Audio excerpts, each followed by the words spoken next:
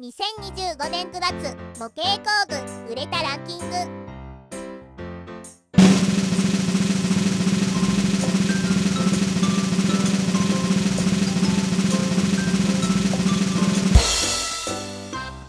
第5位、峰島プラモのためのガラスヤスリシャーク。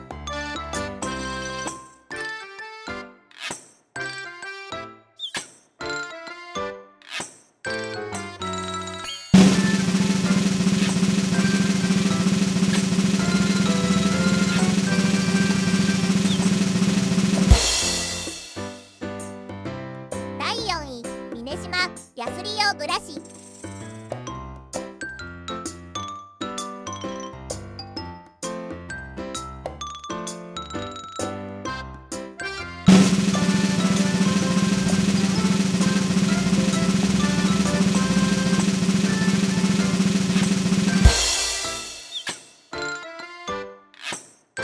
第3位、ビットトレード1光拡散ディフューザーフィルム。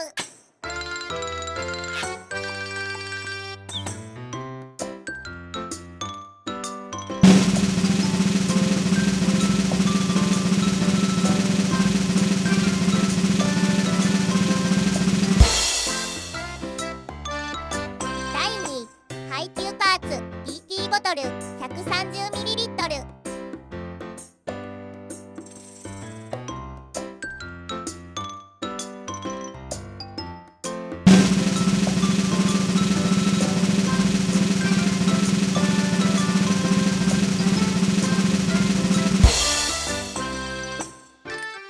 岩盤編ディスプレイスマートエッジカッター。